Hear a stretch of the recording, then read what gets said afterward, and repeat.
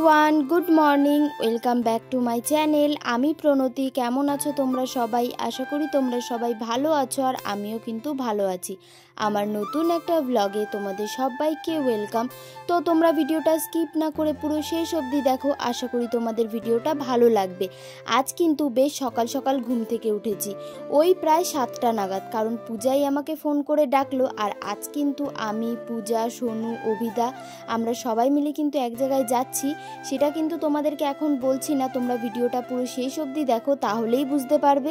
এখন কিন্তু আমার স্নান হয়ে গেছে, আর স্নান করেই কিন্তু আমি একেবারে রেডি হতে শুরু করে দিয়েছি।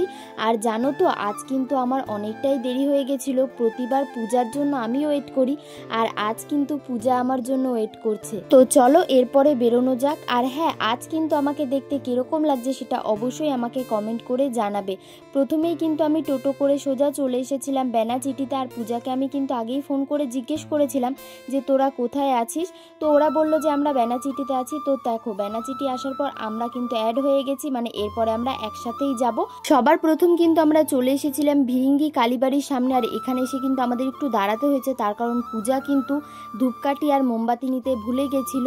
আর তোমাদেরকে বলি, আমরা কিন্তু ভিরিঙ্গি কালীবাড়ি পুজো দিতে আসিনি, আর পুজোর ক্ষেত্রেই কিন্তু আমরা এক জায়গায় যাচ্ছি। তবে কোথায় যাচ্ছি সেটাই কিন্তু তোমাদের জন্য সারপ্রাইজ। এরপরে দেখো, হাইওয়ে দিয়ে আমি চলে যাচ্ছিলাম। আর জানো তো, আমার না খুব ভয় লাগছিল, আর বারবার আমি বলছিলাম আমার ফোনটা যদি কেউ নিয়ে চলে যায় তাহলে তো গেল। আর এই দেখো, এখন কিন্তু আমরা চলে এসেছি। আর এটা কোন জায়গা তোমাদেরকে বলি, এটা হচ্ছে পিয়ালা গ্রাম। আর তোমরা যারা যারা দুর্গাপুরে থাকো তারা তো পিয়ালা কালীবাড়ি চিনবে। তো সেই পিয়ালা কালীবাড়ির অপোজিট সাইডেই কিন্তু এই গ্রামটা। আর এই গ্রামে কিন্তু আজ এসেছি, সোনুর চুলের মানসিক ছিল, তো সেই চুল দেওয়ার জন্যই এসেছিলাম। আর এখানে দেখো, আসার সাথে সাথেই কিন্তু পুজো শুরু হয়ে গেছে। আসলে পূজার শ্বশুরবাড়ির লোক কিন্তু কিছুদিন আগেই ফোন করে বলে রেখেছিল যে আমরা এই ডেটে যাব সোনুর চুল মানসিক দেওয়ার জন্য। তাই কিন্তু এখানে সব আয়োজন করেই রেখেছিল, এক্সট্রাভাবে কোনো কিছুই আয়োজন করতে হয়নি। তো ওপরে পুজো দেওয়ার পরে এখন কিন্তু সোজা চলে এসেছে নিচে, মানে পূজা আর অভিদা কিন্তু এখন যজ্ঞ করছে। আর এই যজ্ঞের মাধ্যমে কিন্তু দেখো, এখন সোনুর চুল একটু কেটে নিয়ে নিল। আর ওখান থেকে বলেছিল যে এরপরে তোমরা যে কোনো দিন সোনুর চুল কেটে নিতে পারো, বা এখানেও কিন্তু দিয়ে যেতে পারো। তো পূজারা ঠিক করলো যে এখানে আর চুল দিয়ে যাবে না, কারণ তোমরা তো জানোই যে সোনু কত দুষ্টু হয়ে গেছে। আর এখানে যদি এখন ওর চুল কাটতে শুরু করে দেয়, ও আবার কান্নাকাটি করবে। পুজো শেষ হয়ে যাওয়ার পর আমরা কিন্তু এরপরে সোজা চলে যাচ্ছিলাম পূজার মামা শ্বশুর বাড়িতে, কারণ আজ কিন্তু আমরা ওখানেই থাকবো। তবে যাওয়ার সময় কিন্তু আমাদের চোখে পড়লো এই পদ্ম পুকুরটা। আর ওই পদ্ম পুকুরটা কিন্তু একেবারে মন্দিরটার সামনেই ছিল। আর এসে দেখলাম এই পুকুরে কিন্তু অনেক রকমের মাছ আছে, কাঁকড়া আছে। আর জানো তো, এই পদ্ম পুকুরে কিন্তু অনেক পদ্ম ফুলও ফুটেছিল। আর এখানে দেখো, আমরা কিন্তু শালুক ফুল তুলে নিচ্ছিলাম। যদিও এটার অনেক নাম আছে, আমি কিন্তু দুটো নাম জানি, এক হচ্ছে শালুক আর এক হচ্ছে শাপলা। আর তোমরা কি নাম জানো সেটা কিন্তু আমাকে অবশ্যই কমেন্ট করে জানাবে। আর এই ফুলটার কিন্তু আমি দু রকমের কালার দেখেছি, একটা হচ্ছে হোয়াইট কালার, আর এখন যেটা আমার হাতে রয়েছে ডিপ রানী কালারের। আমার কিন্তু এই রানী কালারের ফুলটা বেশি ভালো লাগে। তো পূজাকে এরপরে আমি বললাম যে তুই তো একটা ফুল তুললি, এরপরে সর আমি একটা ফুল তুলি। আর জানো তো, এখানে এসে দেখলাম যে অনেকটা ধারে ধারেই কিন্তু ফুল হয়েছিল। আর দেখো, আমি কিন্তু একটা ফুল নিয়ে চলে এসেছি। আর পূজা যে আগে ফুলটা তুলেছিল সেটা কিন্তু সোনু পাখি নিয়ে চলে গেছে। আর এখানে তোমরা পদ্ম পাতা দেখে ভাবছো তো যে এই পদ্ম পাতাগুলো নিয়ে আমরা কি করব। আসলে শুনেছি এই পদ্ম পাতায় খেলে নাকি অনেক উপকার হয়। আর এই সাইড দিয়ে অনেক পদ্ম পাতা হয়েছিল, তো সেগুলোই পূজা বলছিল যে চল আজকে তুলে নিয়ে যাই, বাড়িতে গিয়ে খাবো।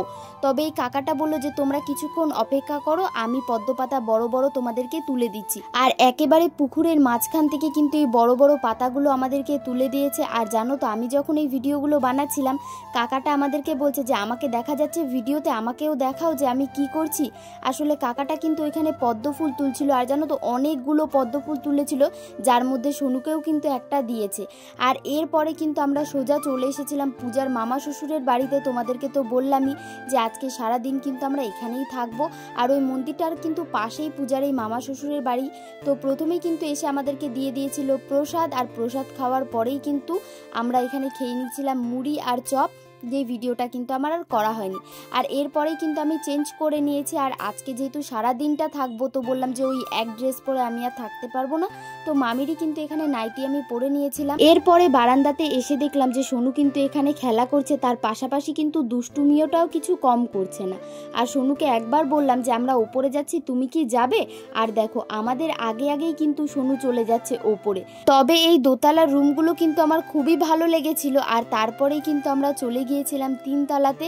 আর দেখো এই ওপর থেকে ভিউটা জাস্ট ওয়াও ছিল, আমার তো বেশ ভালো লাগছিল। আর এই পাশেই কিন্তু বেশ বড় বড় দুটো কারখানা ছিল। আর জানো তো এই কারখানাগুলো কিন্তু আমি অনেক দূর থেকে দেখতাম, মানে বাসে করে পেরিয়ে যেতাম তখন কিন্তু দেখতে পেতাম। আর দেখো নিচ থেকে কিন্তু আমরা পেয়ারা পেরে নিয়ে এসেছিলাম, আর সেই পেয়ারাটা পূজা ফেলে দেওয়ার জন্যই কিন্তু সোনুর এই অবস্থা।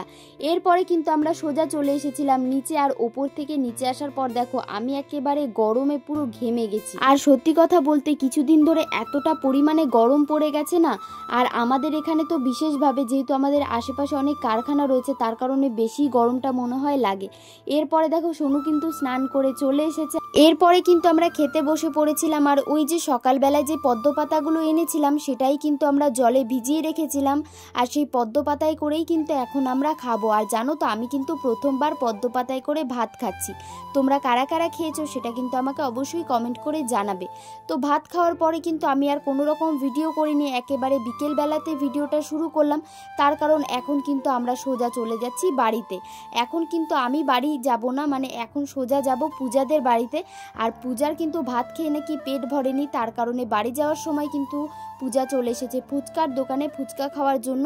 আর আমি কিন্তু খাইনি, তার জন্য এখানে নিয়ে এসেছিল একটা পাপড়ি চাট। আর এই পাপড়ি চাটটা খেয়েই কিন্তু আমি সোজা চলে যাব বাড়িতে, কারণ বাড়ি থেকে কিন্তু অলরেডি ফোন করা শুরু করে দিয়েছে।